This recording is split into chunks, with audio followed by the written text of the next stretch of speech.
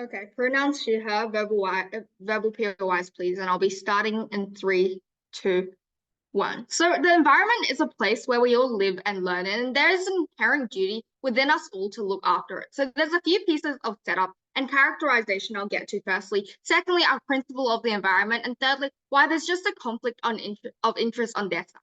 So let's do some setup first. What are the incentives of these oil companies? We think mainly money. They want business customers, they want money, and that happens when they partner with other businesses, right? They want to look good in front of other businesses so that they can get profit and stuff like that. However, when no one is asking them for money anymore, like the green movement is no longer asking them for money, they look bad in front of other companies because like not a lot of people are partnering with them, and no one will actually want them to provide resources and things like that. But another thing is to say that everyone already knows how inherently bad oil is, so people already don't want to partner with them. But when green companies don't partner with them at all, then that's a problem for them, and they have to start changing their ways, right? That's not something they want, and this is something that will be expanded on further in our case.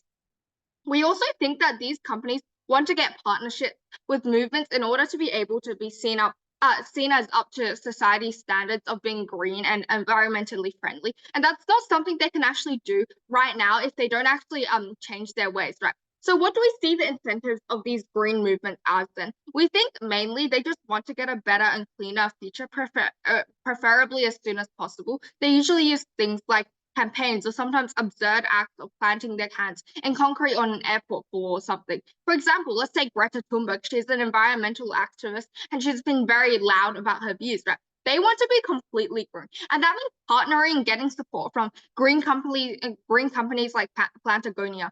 We see in the long term that even if companies like Plantagonia aren't as rich or powerful right now, they will be once more and more green causes join them, and the oil gas companies become less and less powerful since they're seen and already are seen as bad for the environment. So let's talk about the principle of helping the environment next. And second, look, why do we care about this principle in general? We think that the environment is our home and it provides all the necessary resources. Every single thing stems from it, even oil comes from the environment. And we think that every single thing we get from it, even non-renewable resources, has a limit. And that's why you can't just abuse it. We are right now directly harming it, however, by cruel acts of tossing oil into the ocean. And that is something that environmental activists care about. The best way to go to a cleaner environment is through being green in the process as well. Greta Thunberg got her parents to stop using planes and fuel-powered cars. That is the spirit we think inheres inherently in the environmental movement. So why does this apply in this debate? We think using oil and gas companies is directly against all the morals of the environmental movement. It creates more gas and oil throughout the process, and it is principally wrong to use something that you know is against your exact cause and belief. And we think that even if it does maybe have more money in the world right now, we think that this is a principally wrong thing to do, and that's why you should not do it. Second argument is to say then that this is a conflict of interest. First of all, I want to reiterate the goal of the green movement, which is to be able to partner the world to be green and environmentally friendly. However, when partnering with oil and gas companies which are not at all green, we think this creates a conflict of interest and creates three main harms and three main mechanisms. First mechanism is to say that this reduces their credibility. We think that the goal of the green movement is to be credible and have authority in influencing people and companies to be green. When you partner with oil and gas companies that are not green, this reduces credibility, and that makes people feel skeptical about this entire movement, and that means less people will just join it in general. Secondly, then, this reduces partnerships. We think companies create partnerships in order to gain more customers and to be of social standards. That's why many companies partner with the green movement to be able to get certificates of being green and getting more customers. When there's not as much credibility in the green movement, fewer companies will join and create partnerships. Finally, we think that just harms the environment, reputation, credibility, and partnerships that the green movement gets. Third mechanism is to say that this is directly, once again, against the incentive of the green movement, right? For example, for any movement, whether the women's rights movement or the animal rights movement, for them to succeed, you need credibility and partnership. However, because the green movement is unable to get both, they are unable to achieve the goal of the green movement, which is further against the interests incentives of the green movement, that means even less people will actually join. Why is this important? Then we think, firstly, this is mutually exclusive and is a harm only on the opposition side. As already explained, I think in the short term, right now in the status quo, maybe they have more power because people still use coal, but eventually people do realize that oil and coal are bad, and they will turn to green movements one day. Second impact is to say that this helps the green movement advance towards its goal. We think that this is just inherently good because the green movement cares about the environment, and that is something that every single thing stems from. If you want to create more coal, we have to look after the environment first. So even if they on opposition want to get more coal and oil, they first have to look after the environment in order to get the supposed impact that they might want. Because of this, I'm very proud to propose.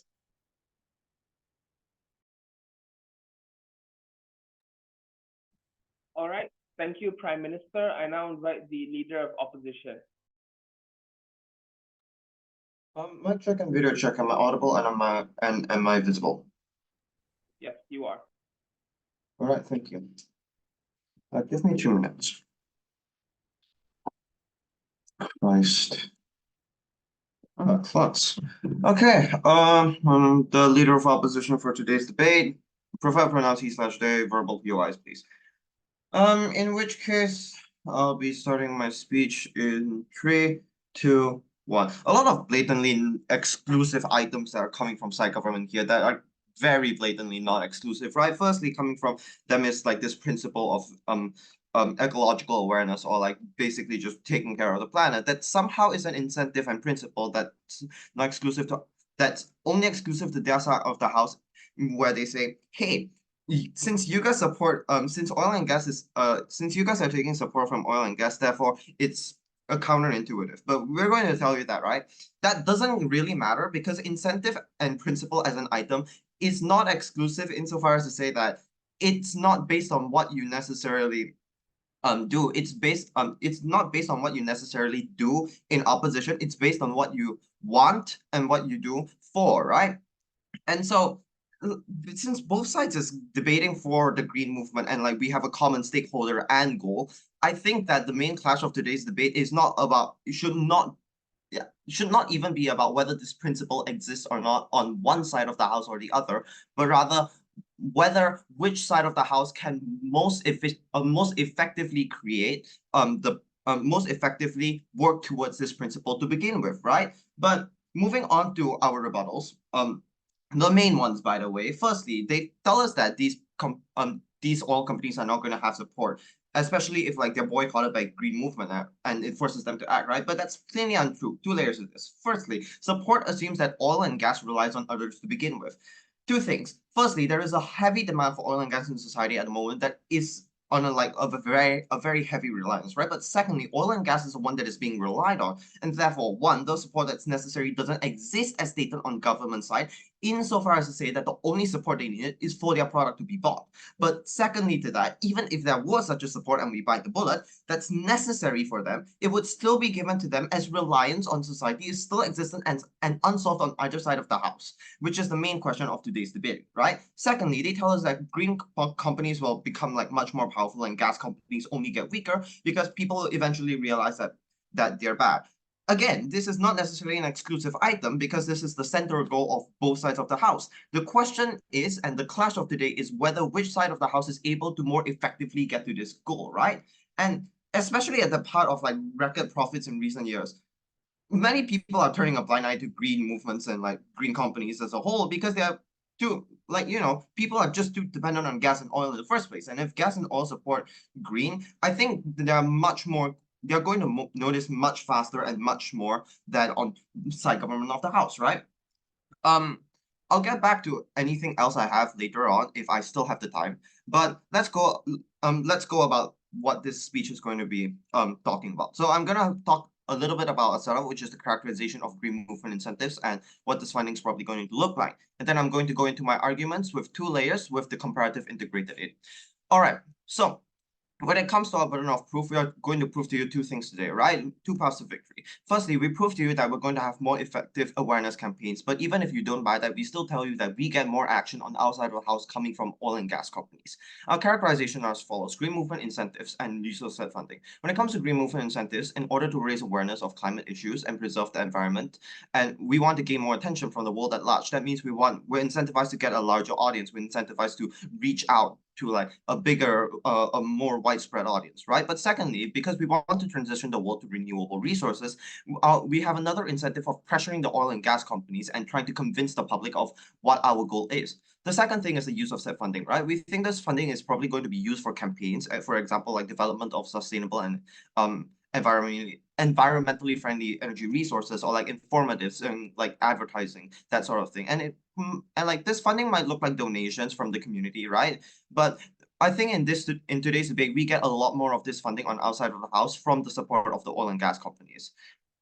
Now onto our arguments. We tell you that we can raise more awareness on outside of the house. Two layers to this, right? Firstly, how this is more effective, how we have more effective awareness campaigns, and secondly, how using said oil and gas as an example is very effective on outside of the house. So, okay, very simply speaking, green movements funding to begin with is very low, right? Support comes from the community itself, and people are all normalized to the global warming, do your own part agenda and rhetoric. It's hard to convince or be taken seriously if normalization makes people indifferent thereto. Funding can help reach bigger audiences who haven't necessarily been normalized to this, and it can also allow for more polished rhetorics and campaigning. Like, let's just take a random example, right? They may be able to hire well-known people to spread the message, people that will, really attract people's attention. Like that one time Bill and I came up and set a globe on fire and called everyone out.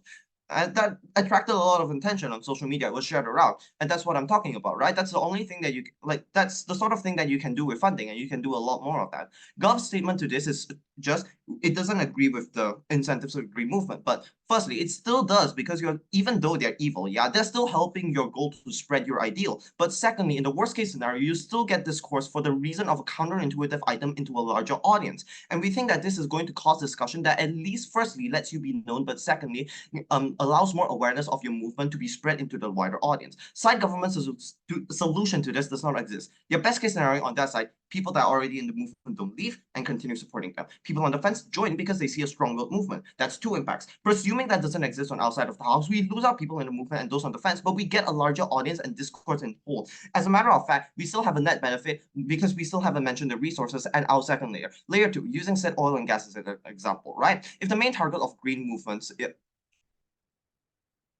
okay, if the main target of green movements are oil and gas companies and oil and gas companies fund them, it seems counterintuitive for both sides. But the resolution to this is simple. Firstly, oil and gas wants publicity acts. We're doing our part too. But green movements want more awareness and direct action. How green movements can use this to their advantage is twofold. Firstly, they can use these oil and gas as a proof of their effectiveness. With the funding of oil and gas, they can release to public and state that they are able to get even oil and gas on their side. The line of logic to this is simple. If they can get their enemy to support them, they must be doing a good job. Counterintuitive nature of this item also makes for a very attractive headline and media post. It's likely to be shared and spread throughout social media and touched upon, and it's also more likely to get awareness in total, i.e. their stance of going green and helping the earth, etc.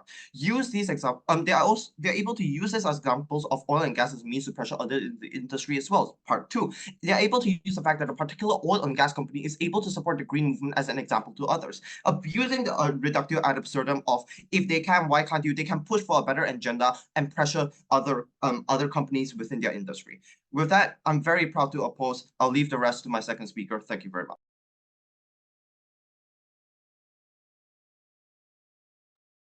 All right, thank you, Leader of Opposition. I now invite Deputy Prime Minister.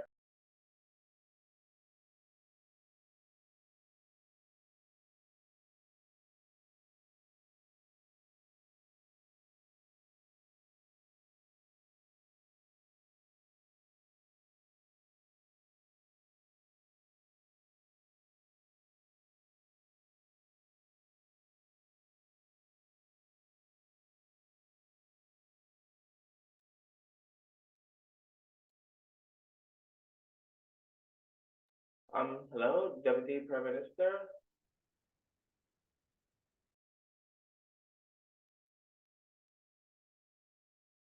Sorry for the delay.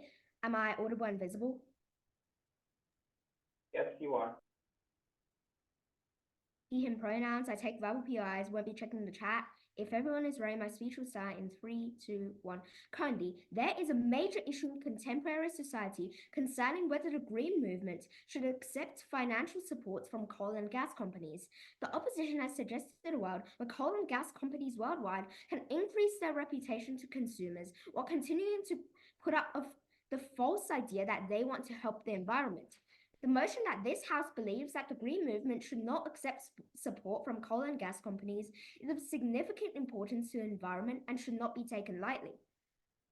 The opposition has stated that there would be more environmental damage on our side of the House. According to the opposition bench's case, it is not very likely that oil and gas companies would suddenly become green and lose power as society knows that they rely on them for power. For this, I'll provide two pieces of extraneous response. This argument is grossly untrue, as society does indeed see oil and gas as generally a terrible energy source. So where does the green movement come from? It comes from the common people who are concerned about what coal and gas companies are doing. This only comes to show how much people know exactly about all the terrible damage that these companies are doing and how much that they want to stop them. The opposition has also stated that their case would raise awareness. According to their team's case, letting oil and gas companies contribute to the green movement would increase their publicity and in turn help the environment. Does anyone have a POI? 3, 2, 1. If no one has a POI, I'll assume everyone agrees with what I said so far. For this, I'll provide another two pieces of extraneous response. First, I'd like to question how an oil or gas company that simply uses their support as a means of increasing their sales, they can suddenly say that the green movement is so good when this would completely ruin their coal business.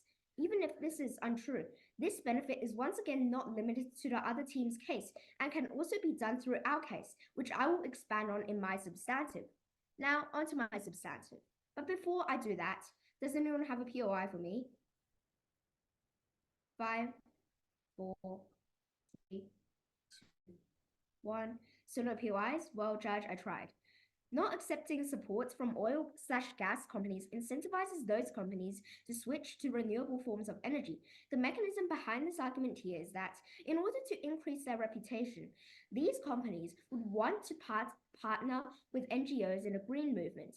Therefore, these companies have an adequate incentive to switch to green forms of energy in order to partner with the green movement. This will positively impact the main stakeholder in this instance, the environment. Currently, one of the root causes of environmental damage and the delta of this debate are the coal and gas companies that continue to use non-renewable forms of energy that continue to harm the environment. However, if these coal and gas companies were eventually pressurized to switch to more renewable forms of energy, the environment itself would benefit from less carbon dioxide emissions caused by the burning of coal and gas energy sources. Now, two reasons as to why this is likely to occur and yes? There still isn't a solution to oil and gas reliance on your side of the House for society to move away from these non-renewables. Please engage. Sorry, can you say that again? There still isn't a solution to oil and gas reliance on your side of the House for society to move away from these non-renewables. Please engage. For the POI that you asked, I'll engage with that later in my substantive. But just to provide a short answer now, to increase their publicity in the market and to attract more sales, they would want to slowly switch to renewable forms of energy. Over time, in the long term, this would be better for the environment. Now, so two reasons as to why this is likely to occur and it impacts many people worldwide. First, this argument is likely to occur and coal and gas companies would want to switch to renewable sources to continue supporting the green movement rather than ditching their support altogether. So in this section, I'll also be answering that POI you gave me. To understand why this happens, we have to look at what characterizes a typical coal or gas company. As a company, coal and gas businesses want to attract customers and earn profit, which I believe is quite intuitive and doesn't need much mechanization to prove. To do that, they will need publicity and for the media to report on them with good news stories. For them to be included in such a positive media story, they would in turn switch to renewable energy sources and continue supporting the green movement. If we look at the counterfactual of this claim, where they completely ditched their support and did not change their energy sources, which side opposition is seemingly suggesting, a headline such as, "Oh, coal company continues coal mining and completely ditches their support for green movement," would not be beneficial for their publicity and will not be viewed very well in the eye of the public, who now knows about the dangers of coal and gas mining and how it is damaging the environment. Secondly, this is also likely to occur on a worldwide scale. If we look at the definition of the green movement, it is a movement conducted all across the world to protect the environment. Therefore, if the entire green movement would not accept any funding from coal and gas companies that continue to use non-renewable energy and do not change their methods, this would encourage an extremely large portion of all coal and gas companies around the world to switch to renewable forms of energy while continuing to support the green movement. Moreover, this benefit is also mutually exclusive to our team's case, as in an opposition's world where coal and gas companies had simply increased their reputation by supporting the green movement financially and constantly saying through this that they want to change but not providing any real change. So, Judge, what have I told you so far in this speech? I have extraneously rebutted the opposition's arguments posed at opposition leader. I have rebuilt our Prime Minister's framing, provided a new piece of, sorry, that was protected time already, and provided a new piece of substantive. Judge, please note all of this down. I'm proud to affirm. Thank you. All right, thank you, Deputy Prime Minister. Just as a reminder, I'd like to remind the debaters about the rules for offering POI. You are only allowed to offer a POI after the 1st minute and before the 6th minute. So try to avoid offering during the protected period. So with that said, I now invite the Deputy Leader of Opposition. May I request a few moments to set up my timer, please? Thank you.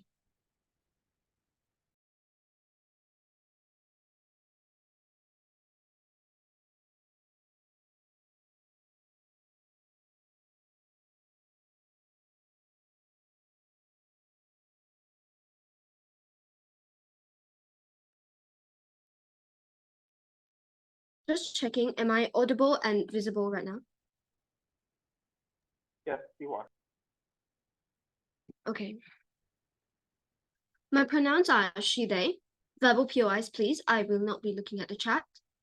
And yeah. I'll be starting my speech in 3, 2, 1. Firstly, I'd like to start my speech with some rebuttals. Government claim that we are unlikely to suddenly transition to green energy, and society sees oil and gas companies as terrible. But notice how the entirety of 2 arguments coming from side government rely on this premise of profit incentive, because it's being terrible if they go against a green movement, and that is an extremely gross strategic flaw. So we have 3 incentives here: market demand and consumer preferences, economic viability, and mitigating long-term business risks. So oil and gas companies have the incentive to change public perception of their companies, and this is exclusive to our side and our side only, because we have direct involvement since we directly accept support from these companies. So even if you don't buy that and we bite the bullet, at least we have a strategic partnership and negotiation leverage, because they're literally sponsoring us, and which gives us a higher chance to convince them to transition to renewable energy in a faster and more efficient way compared to government side. I'll also explain more on this in my extension. Okay, furthermore, they also stated that oil and gas companies want to switch to renewable energy. This, in fact, applies more on our side. If they're already supporting and investing in green movements and green energy, it's easier for the switch to happen, as I just stated earlier. And it also contradicts their claim where they said supporting the green movement completely ruins their business, and people will now know the damage of oil gas mining. So even if we ignore that, we turn a blind eye to that, but people will at least see that they're willing to change, and there's more support for taking the first step in the industry where everyone is turning a blind eye. In fact, we still get more on our side, and irregardless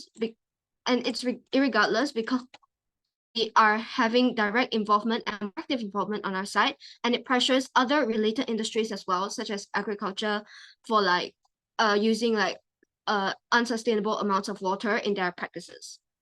Now I'll go into my extension. Okay, we encourage transition to greener energy sources for oil and gas companies. So how do we do this? Influence through direct engagement.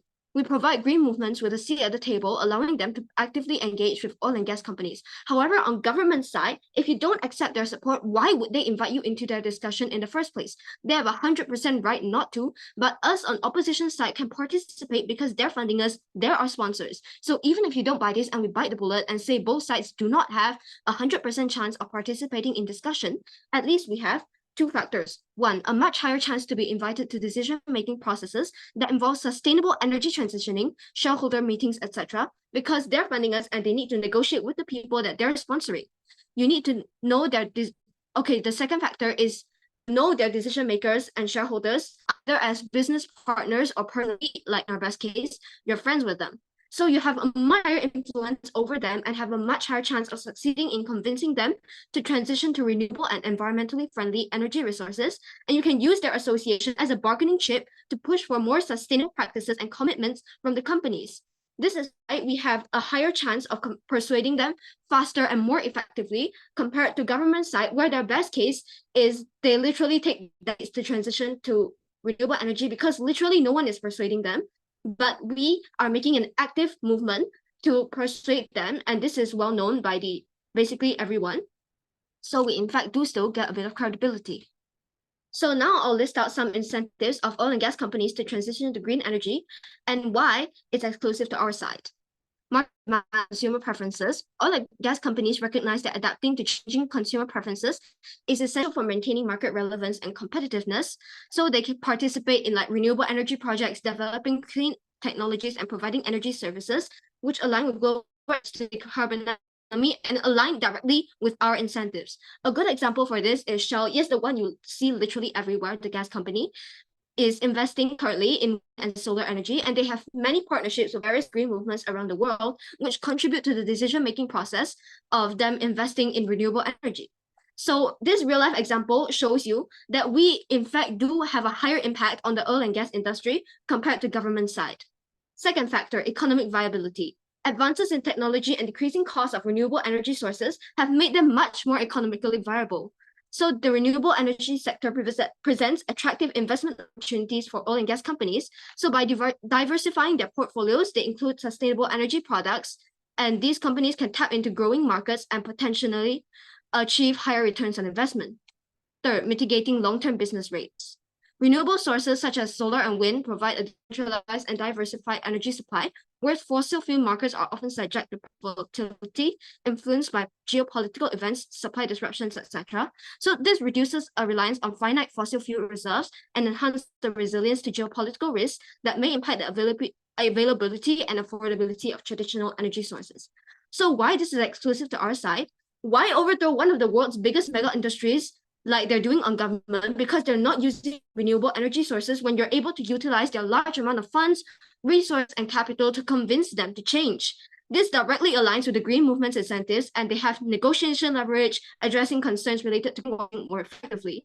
So they can advocate for transparency, accountability, and genuine efforts towards sustainability within the industry, so they have a higher chance of actually putting these projects, these policies into motion. So our worst case on opposition side is green movements may become financially dependent on oil and gas companies, and this potentially compromises their independence, and oil and gas companies may not have 100% chance of changing. On government side, their best case is the green movement can build credibility and trust, and they have reliance on individual donations, community engagement, etc. So here I'm going to explain why our worst case still wins over Gov and why we win.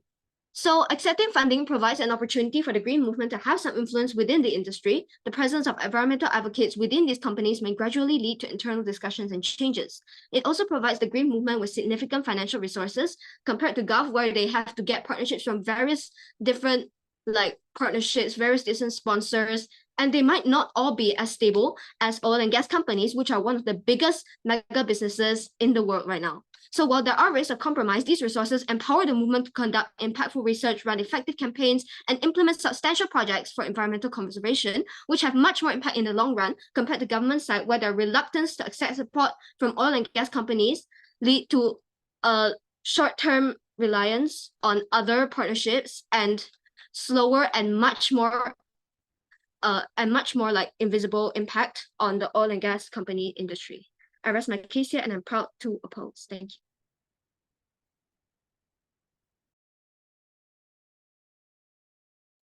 All right, thank you, Deputy Leader of Opposition. I now invite Government Whip.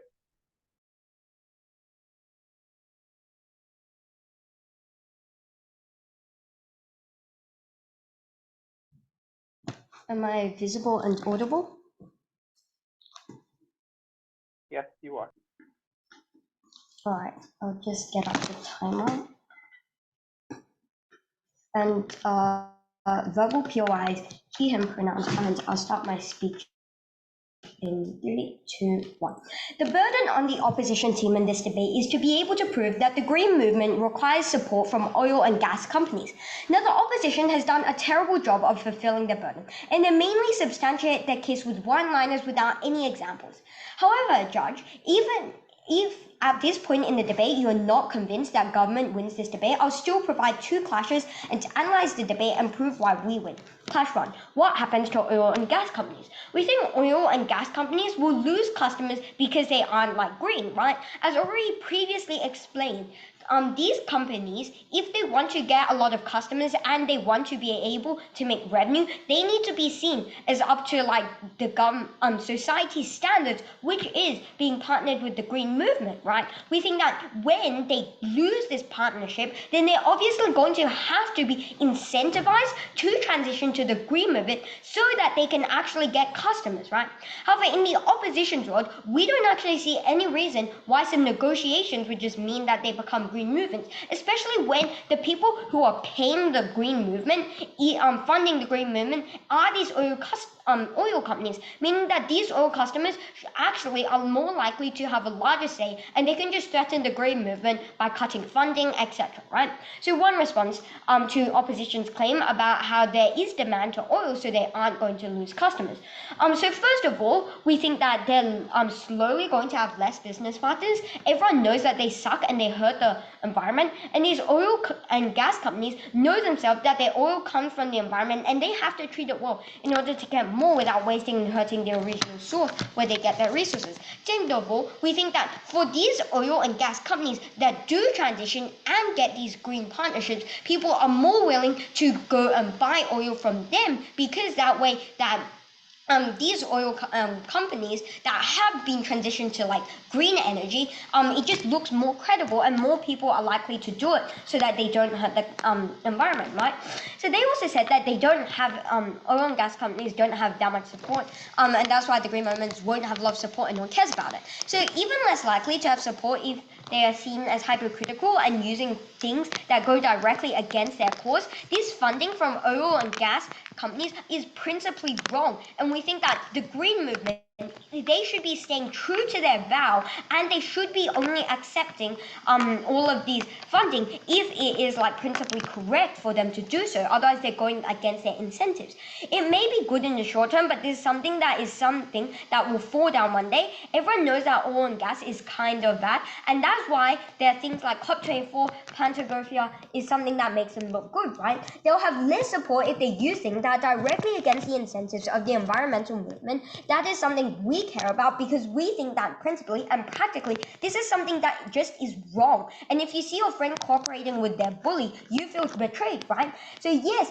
they raise awareness, but they lose credibility, and credibility is so important for the green movement to be able to succeed. None of the other movements, women's rights movements, animal rights movement, have been able to succeed if they didn't have credibility and get people to actually trust in what they're actually doing, right? And this is something that opposition cannot say that they get, because now these green companies are now partnering with like their enemy, oil and oil companies. Are there any POIs? 3, 2, 1. Seeing that there are no POIs, I'm going to assume everyone agrees with the past statement. Opposition then comes out and says that oil and gas companies will be easier to be convinced to switch to green energy. 3 mechanisms why this is the case. First of all, because oil and gas companies are funding the green movement, they're more likely going to be telling the green movement what to do so that the green movement is going to get funding, right? Otherwise, they can POI? threaten to cut funding. Second of all, I'll take that POI. How would they be able to actively persuade the green movement against allowing them to transition when the green movement is directly funded by them and therefore have active participation in their discussions? So we think transitioning to green from like oil and gas is a really complex thing, and especially when these companies are just paying the green movement so they can get like some sort of certification and to get like these customers. They already have gotten their goal and incentive, which is getting customers, right? So that means they don't really care about what the green movement tells them. They've got the customers that they want. They've already been able to get what they want, so they have no intent to do so, and that's my second mechanism, right? And third is the green movement now has little credibility in opposition's side, as brought up by my first speaker, right? So why does it therefore work on our side? Because of oil and gas companies want to be seen as society standards, then they have to partner with the green movement or they're not going to get customers, as I've already established many times. Why do food providers partner with animal rights teams like the RSPCA? Because no one is going to buy their food if it isn't to society standards. Why are cage-free eggs more popular selling than those battery eggs, battery-laid eggs, right? We see no example in opposition's case, however, which is why we win this clash. Second clash, which is about the green movement. First thing to say is that the green movement can achieve their goal both with and without the extra funding in opposition's world. 2 mechanisms why this is the case. We think green movement already gets a lot of funding. We think that a lot of large companies such as Apple and Google, they want to be seen as to society standards, so they fund a lot of money, get all of these large certificates, and so people buy their products, right? Like Apple recently releases their items in their recent Apple event, right? We think that oil and gas companies also provide little funding. They don't see any incentive as why they should even fund the green movement other than just getting like these customers, right? And we think opposition never provides any reason as why oil and gas companies actually have such a huge incentive to fund a lot of money, right? We think it is more likely large businesses such as Google and Apple fund most of the green movement so they can see up to society standards. So under this comparison, we can see opposition's case doesn't actually have many impacts, because oil and gas companies don't only provide minimal funding for these green movements. So that is why partnering with oil and gas companies are so partnering with oil and gas companies so detrimental? 2 mechanisms: conflict of interest, principally incorrect, and second, reduces credibility. As previously explained, credibility is vital for the green movement to have an impact. If no one trusts the green movement, no one is going to care or believe what the green movement talks. If they say that the environment is being damaged and no one cares about it, then no one is going to listen to the green movement. They can't achieve anything, and opposition overlooks this fact in their case, which is why they cannot win, right? Our worst case scenario is that the green movement takes long to see because they have small cuts in funding, but we are still better off than opposition's best case scenario, where the movement doesn't succeed at all because they have absolutely no credibility because they are partnering with like their enemy, right? So as a result, I've never been proud to government. We win this place. We win this debate. Vote for side government. Thank you. All right, thank you, Government Whip. I now invite Opposition Whip. Could I have a moment to set up my timer?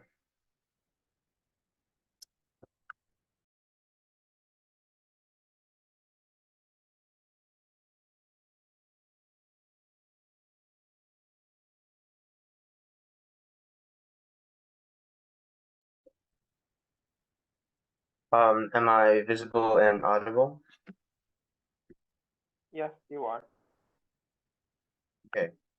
I prefer verbal POIs, and I will start I'll start my speech in 3, 2, 1. First of all, I'll provide some rebuttals to the claims made by the proposition case, government case, and then I'll move on to the clashes of today's debate. So, first of all, I find it funny how the government whip brings out characterization of how much funding these oil and gas companies would provide in their whip speech. Also, we've already explained why these oil and gas companies are likely to provide large amount of funds in our leader of opposition's speech and characterization. So their point about oil and gas companies providing minimal funding does not stand either way. So secondly, proposition. Government repeatedly insists that that accepting funding from oil and gas companies goes directly against the cause of the green movement, and that it is like, for example, accepting support from a bully.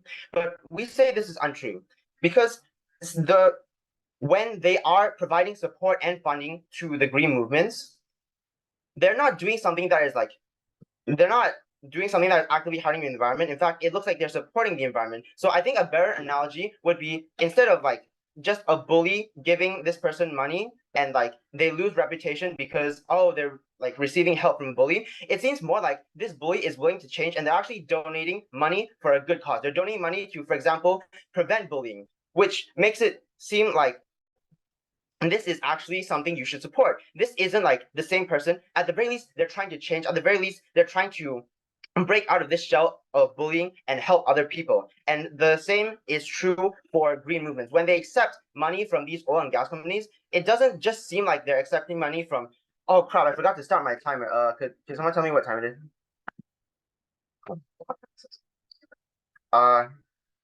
Time please. Okay, thank you. Okay, so yeah. That's why they wouldn't really lose credibility if they accept help from oil and gas companies, because they can frame it as these oil and gas companies actively changing because they know that this green movement has a future, that the green movement is actively going to be the future and it's going to like overtake them. Also, government repeatedly claims that oil and gas companies will transition on their side because it's better for their reputation, and they risk losing out if they don't transition to the green movement. Now, we believe this is absolutely untrue, and we've already rebutted this. They have not engaged with our rebuttal. Our previous analysis was that the reliance already gives them the support that they need. So the pre-existing infrastructure that society relies on also relies on oil, which means that these gas and oil companies have really no incentive at all, because so many people and so much is dependent on them and their industry, right? So they have no incentive to really transition to green on government's side, because they're really not losing out at all. And even if they're going to lose out in the far, far, far future, I believe that would already be, we believe that is already too late, given that climate change and like the global issues like regarding the climate is already such a big problem. And we believe that if this is not tackled immediately, that this is going to have very detrimental effects on the future of the environment. Also, even if we give them like some new analysis, which is that they would actively like want to change because they risk losing out, oil and gas companies can still very easily leverage politics, and it's a useful tool for conserving politicians. So there's use in lobbying and giving away politicians as an incentive to help gas and oil companies. Even if they are right and these gas and oil companies are likely to change on their side, we've already stated how our side of the house, the green movement, has direct action and a say in their industry, meaning that it's likely that the green movement can pressure other gas and oil industries to change even faster, not to mention that they have a direct way to impact and affect these gas and oil industries. Also, even if like we give them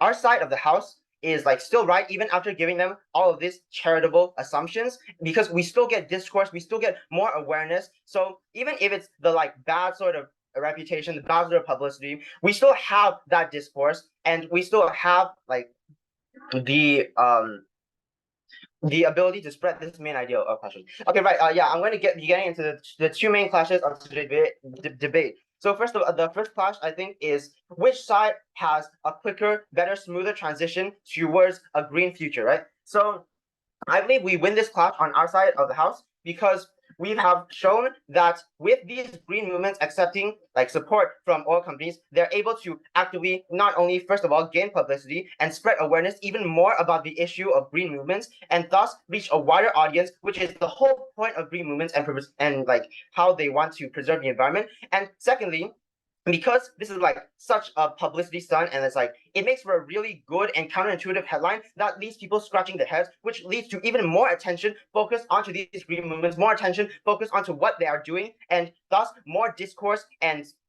eventually actual change, because more people are going to be talking about it, more people are going to be knowing about it, etc. So meanwhile, on the proposition side of the debate, all that'll happen is that these gas and oil companies, they'll just keep abusing the fact that that so many people are reliant on their industry that they don't really need to change at all. And then when, like, for example, even if green companies become like big enough to challenge them, it'll already be too late in the future, and the environment is already going to have irreversible effects done to it because of these damaging and harmful coal mining and oil mining. And secondly, the second main question of this debate is which side has better credibility for the green movements. And we believe that our side wins this clash as well, because like, at least for us, we have the ability to say that we are making a difference, because when we like are doing what we do in the green movements, we see change in the fact that these oil and gas companies are taking their resources, they're taking their money to invest in us because they think we're doing such a good job and they think that we're going to be the future. And meanwhile, on government side, they'll just keep doing what they do, and like it'll seem like the green movement isn't having that much of an effect. Also, also, before I end my speech, I would like to point out how ironic it is that government keeps bashing us for not giving POIs. Meanwhile, they've given less POIs than our side has throughout this entire debate. That's why I'm proud to oppose. Yeah, thank you. All right, thank you, Opposition Whip. I now invite Opposition Reply. Mic check and video check. Am I audible and am I visible? Yes, you are. All right, thank you. I don't think I need another introduction. I'll just get straight into it. Starting my speech in 3, 2, 1. Side government somehow assumes a world where capitalism works perfectly and reliance is not an applicable leverage over others. If only this were the case, we wouldn't need this green movements to begin with. But I concur. We do need change, and if we are to fight against those who play dirty, we'll need to fight dirty too. We can no longer use the means that are within the status quo, and that's why side government's optimism cannot be relied on. Let's talk a bit about the issues of side government, right? One main issue I want to talk about today is the shaky rebuttal analysis. Within the clash of whether oil and gas companies will change on either side, they've given us one layer of analysis throughout all three speakers, right? They tell us that the idea of capitalism and profit incentive is probably, and like the reputation of these oil and gas companies is likely to be the main driving force for their transition on their side of the house to begin with. But the core point of this is that this is already status quo, as we've mentioned, and it obviously isn't working, because are they transitioning? They very clearly are not, right? And we've already given, I think, 5-to-1 analysis on, even based on charitability. We've, like, both Whip, Deputy, and Leader of Opposition have already told you guys, told side government that, hey, firstly, there's already a reliance and that society is on that's unsolved on both sides of the house, right? And that's what we are working with. You can't just work against it, because it's a reliance that you really can't get rid of, because pre-existing infrastructure that society relies on already relies on oil itself, which means that you can't just simply pull oil and gas companies away and assume that, hey, we finished transitioning, right? It doesn't work like that. And secondly, we've also pointed out like political leverage in the previous speech and a lot of even ifs. I'm not going to talk about that, but this shaky rebuttal analysis and repetition of a single premise that's already been rebutted kind of works against their case, in the sense that it's unstrategic to focus on one single piece of analysis, even if side opposition is quote unquote ignoring analysis. They should have at least moved on with more analysis and more things to work with for the clashes and for the weighing for today, right? But let's look at the best case and the worst case. Somehow best case and worst case hasn't really changed much from the leader of opposition speech. Government's best case is still they get people on the fence and more support from people thinking that they are strong-willed and principled because hey, they are ecologically principled, they want to support the environment, they they are very harsh against their companies. And let's just assume that the companies are going to also change on their side, right? Our worst case then, based on the rebuttals that they've given, by the way, is that people leave the movement and people on the fence are dissuaded by the things that we're doing because we're not principled. Secondly, the green move, and this one is not rebutted by, until now, the green movement is able to pressure the other industries around them and they have some form of direct action onto the industry itself.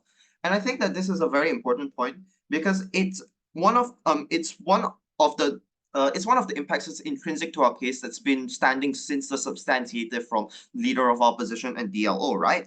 We think that we've also been able to prove, even through the rebuttals, that hey, on our side of the house, we even in our worst case, we have some form of better movement. We have a better driving force that's not as shaky and much more stable. That government has on their side of the house.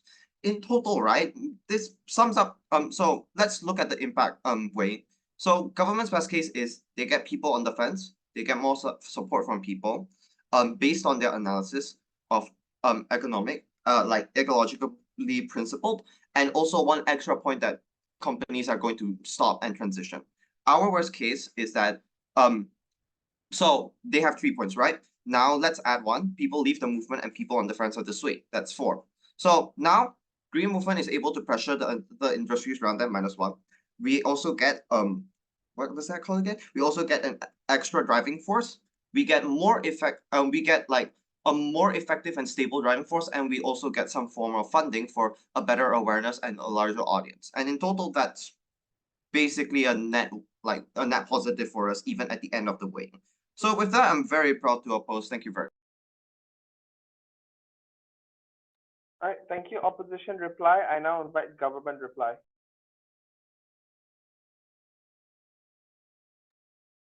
Am I audible and visible? Am Yes, I you audible are. and visible? Thank you.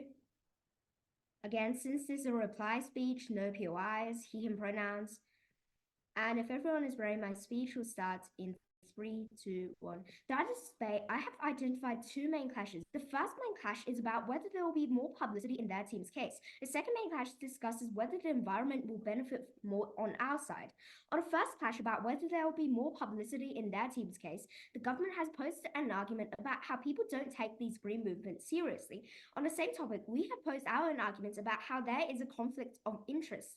However, the opposition's arguments about how people don't take these green movements seriously is empirically incorrect, as this derision has been exaggerated. In reality, even more movements will be seen as not credible because of the fact that the public does not see them as credible here. And these movements would aim to regain their credibility by going with a green company such as a Patagonia. We think that there is no real incentive as an oil and petrol company to change, because if they can have people see them as credible because they partner with green companies, then they don't actually have to change. It looks like the green companies have agreed that the oil companies are good, and that is not something that we agree with. It is more likely that these oil companies will try to influence the green companies because we think that this is something that they can just do it easily if they are their sponsors. They can easily just cut off funds from the green company. Our argument is more important in this debate as the opposition's argument is factually incorrect and is not likely to provide any benefit. Opposition at WIP decides that they change their scope here and say that oil and gas companies are changing. 3 reasons that we had previously provided to rebut this. 1, we don't think that oil and gas companies have much incentive in the first place to change on their side of the house. Their incentive is to gain profit and get customers, and joining the green movement would have already helped them with this. 2, we think that if these oil and gas companies really wanted to change, they would have done so a long time before electric cars were made in order to save their jobs. Hence, we win this clash. In the second clash on environmental benefit, the opposition has posed another argument about how oil and gas companies will be more incentivized on their side of the house to switch to renewable forms of energy. True, we do indeed admit that oil and gas companies will eventually transition in the opposition's case. However, what we have to do here is to compare how likely and how efficiently this will happen in both sides. Currently, the worst case on our side is that the oil and gas companies are reluctant to support the green movement, and the green movement therefore only has slightly less funding, as the oil and gas companies only make up a tiny part of what typically funds the green movement. However, the best case on their side of the house is that the oil and gas companies get more engaged with members of the green movement and may try to negotiate. However, Judge, to this, we'd like to question how efficient these negotiations will actually be. Even if we take the best case that can actually occur on their side of the house, it is still far from the idyllic world where oil and gas companies take seconds to negotiate and suddenly the environment just comes back up.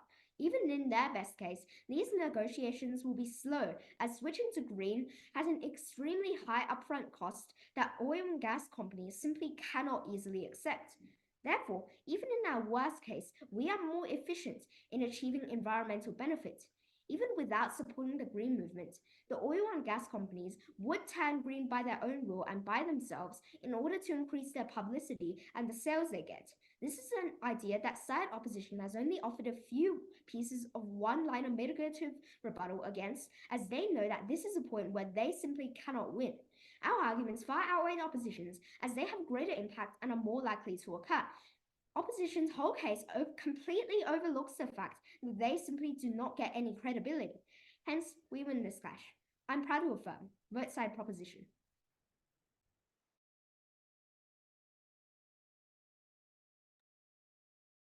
All right, thank you, everyone. So that concludes the debate.